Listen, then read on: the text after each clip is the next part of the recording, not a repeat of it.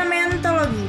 Pemahaman teologi sakramentologi adalah cabang teologi yang mempelajari sakramen-sakramen dalam kehidupan gereja. Kata sakramen sendiri berasal dari bahasa Latin yaitu sacramentum, yang berarti tanda suci. Sakramen adalah tindakan ibadah yang dilakukan untuk menyatakan rahmat Allah kepada umatnya.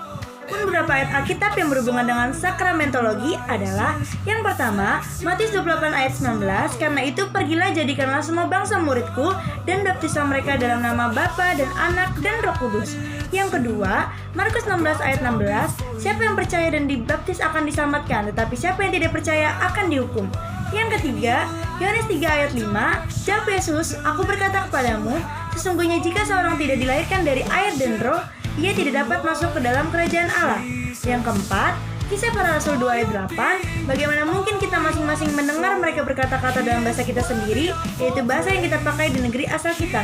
Yang terakhir, Roma 6 ayat 3-4, atau tidak tahukah kamu bahwa kita semua telah dibaptis dalam Kristus, telah dibaptis dalam kematiannya? Dengan demikian, kita telah dikuburkan bersama-sama dengan Dia oleh baptisan dalam kematian, supaya sama seperti Kristus telah dibangkitkan dari antara orang mati oleh kemuliaan Bapa, demikian juga kita akan hidup dalam hidup yang baru. Definisi dari sakramentologi adalah cabang teologi Kristen yang mempelajari dan mengajarkan tentang sakramen-sakramen, yaitu tanda-tanda lahiria yang dipercayai sebagai sarana anugerah atau berkat rohani Allah yang diberikan kepada umatnya. Sakramentologi sendiri membahas makna, tujuan, dan praktik sakramen dalam kehidupan gereja, serta bagaimana sakramen-sakramen itu berkaitan dengan iman, keselamatan, dan kehidupan Kristen. Sakramen utama dalam kekristenan berdasarkan gereja adalah yang pertama, gereja Katolik dan beberapa tradisi Kristen lainnya mengakui 7 sakramen, yaitu ada baptisan, ekaristi, penguatan, pengakuan dosa, perkawinan, tabisan, dan pengurapan orang sakit. Dan yang kedua yaitu gereja Protestan, terutama yang mengikuti ajaran reformasi, umumnya hanya mengakui 2 sakramen yang secara langsung diperintahkan oleh Kristus dalam kitab suci, yaitu baptisan dan perjamuan kudus. Kita akan membahas secara lanjut yaitu baptisan, yang dimana baptisan adalah salah satu sakramen utama dalam kekristenan yang memiliki makna spiritual dan simbolisme mendalam. Secara umum, baptisan adalah ritual inisiasi ke dalam kehidupan Kristen yang dimana seseorang dibersihkan dari dosa dan dilahirkan kembali kepada iman.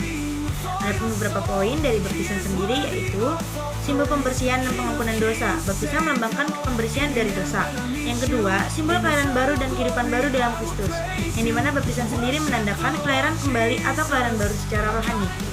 Yang ketiga, bersatu dengan Kristus dalam kematian dan kebangkitannya. Di dalam Roma 6 ayat 3-4, Paulus menjelaskan bahwa melalui baptisan, seseorang dipersatukan dengan Kristus dalam kematiannya, sehingga mereka juga dapat bangkit bersama Dia dalam kehidupan yang baru. Yang keempat, tanda keanggotaan dalam tubuh Kristus atau gereja. Baptisan bukan hanya sebagai tindakan pribadi, tetapi juga tindakan komunitas. Yang kelima, janji keselamatan dan karunia Roh Kudus. Baptisan dianggap sebagai materai keselamatan dan sebagai tanda bahwa seseorang menerima Roh Kudus. Dan yang keenam, baptisan anak dan dewasa. Adapun perbedaan pandangan tentang kapan sih seseorang harus dibaptis.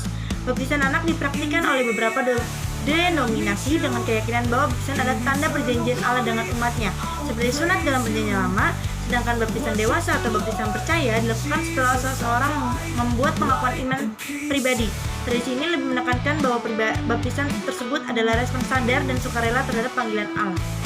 Perjamuan kudus sendiri biasa dipanggil atau dikenal dengan ekaristi atau perjamuan Tuhan, yang dimana sakramen dalam kekristenan yang memperingati pengorbanan Tuhan Yesus di kayu salib. Melalui perjamuan kudus inilah orang percaya mengambil bagian dalam roti dan anggur yang melambangkan tubuh dan darah. Adapun beberapa poin yang bisa kita ambil dari perjamuan kudus adalah 1. Peringatan pengorbanan Kristus, yang dimana perjamuan kudus adalah peringatan akan pengorbanan Tuhan Yesus di kayu salib untuk penebusan dosa manusia. Yang kedua, simbol tubuh dan darah Kristus. Roti sendiri melambangkan tubuh Kristus, dan anggur sendiri melambangkan darah Kristus yang dicurahkan sebagai tanda perjanjian baru. Yang ketiga, pengingat akan perjanjian baru. Perjamuan kudus adalah tanda dari perjanjian baru yang diadakan oleh Yesus. Yang keempat, kesatuan dengan Kristus dan tubuhnya atau gereja. Melalui perjamuan kudus, orang percaya mengalami persekutuan yang mendalam dengan Kristus dan dengan sesama anggota gereja. Yang kelima, pengudusan dan pemberian anugerah rohani. Perjamuan kudus tersebut juga dipandang sebagai sarana untuk menguatkan iman dan menyucikan hati orang percaya. Dan yang terakhir, pengharapan akan kedatangan Kristus kembali. Saat mengambil bagian dalam perjamuan kudus, orang percaya juga menantikan kedatangan Kristus yang kedua kalinya.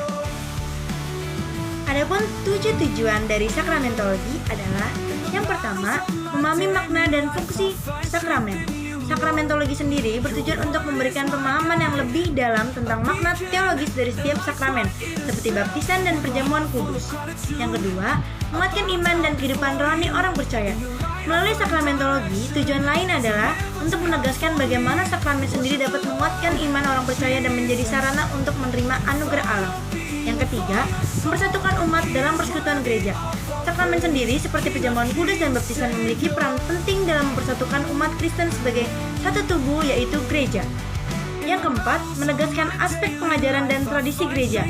Sakramentologi membantu menegaskan dan menjaga tradisi sakramental yang telah diwariskan dalam gereja. Yang kelima, membantu menyampaikan anugerah dan karunia Roh Kudus. Salah satu tujuan sakramentologi adalah untuk menunjukkan bagaimana sakramen sendiri menjadi sarana bagi Allah untuk menyampaikan anugerah rohani dan karunia Roh Kudus kepada umatnya. Yang keenam, memperkuat pengajaran tentang keselamatan dan kehidupan kekal. Sakramentologi sendiri juga bertujuan untuk menegaskan hubungan antara sakramen dengan keselamatan dan kehidupan yang kekal. Dan yang terakhir, menjawab beragam pandangan dan praktik sakramental. Sakramentologi membantu umat untuk memahami perbedaan dalam pandangan dan praktik sakramen di antara berbagai dominasi Kristen. Kesimpulan yang bisa kita ambil dari sakramentologi adalah, secara keseluruhan, tujuan sakramentologi adalah untuk memperdalam pemahaman tentang sakramen, menguatkan kehidupan rohani, mempersatukan gereja, dan meneguhkan ajaran tradisional yang berkaitan dengan sakramen.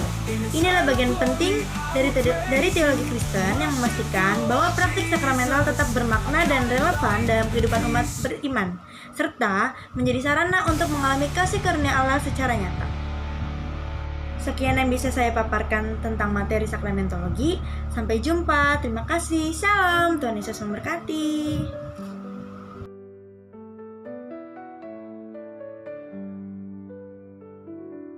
Even in pain, in the storm, I will worship you, Lord. For I know that in you there is truth, eternal peace, pure love. In the end, when I meet you, in eternal glory, I will praise you. Worship the Lord, Jesus, our guide, light and